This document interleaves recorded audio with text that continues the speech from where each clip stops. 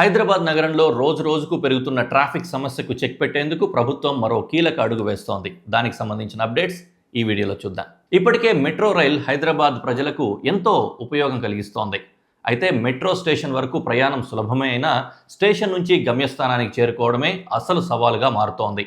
ఈ last mile connectivity సమస్యను పరిష్కరించేందుకు పర్సనలైజ్డ్ ర్యాపిడ్ ట్రాన్సిట్ సిస్టమ్ అంటే పిఆర్టీఎస్ లేదా ప్యాడ్ టాక్సీలను ప్రవేశపెట్టేందుకు ప్రభుత్వం సిద్ధమవుతోంది. ఈ ప్రాజెక్ట్ సాధ్యాసాధ్యాలపై అధ్యయనం చేయడానికి హైదరాబాద్ మెట్రో రైల్ లిమిటెడ్ తాజాగా కన్సల్టెంట్ నియామకానికి టెండర్లను ఆహ్వానించింది. ముఖ్యంగా ఐటీ కారిడార్, ఫైనాన్షియల్ డిస్ట్రిక్ట్, సచివాలయం వంటి రద్దీ ప్రాంతాల్లో ఈ వ్యవస్థను అమలు చేయాలని ప్రభుత్వం భావిస్తోంది. ముఖ్యంగా రాయదుర్గం ఇంకా హైటెక్ సిటీ మెట్రో స్టేషన్ల నుంచి కార్యాలయాలకు వేగంగా చేరుకునేలా ఈ ప్యాడ్ టాక్సీలు సేవలందించనున్నాయి. ఈ పిఆర్టీఎస్ వ్యవస్థలో డ్రైవర్ అవసరం ఉండదు. విద్యుత్తో నడిచే చిన్నపాటి కార్లు ప్రత్యేకంగా నిర్మించిన ఎలివేటెడ్ ట్రాక్లపై ప్రయాణిస్తాయి.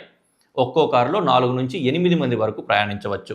ట్రాఫిక్లో చిక్కుకోకుండా మెట్రో స్టేషన్ నుంచి నేరుగా మీ ఆఫీస్ లేదా గమ్యస్థానానికి చేరుకోవడం దీని ప్రధాన లక్ష్యం.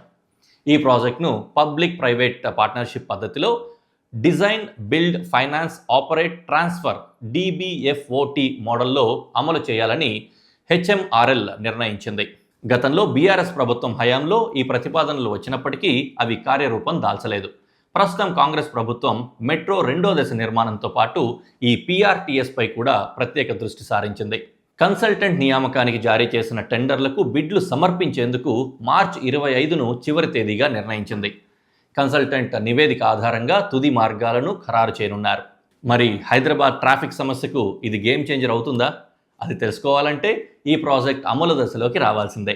ఇలాంటి మరిన్ని అప్డేట్స్ కోసం మా ఛానల్ని సబ్స్క్రైబ్ చేయండి.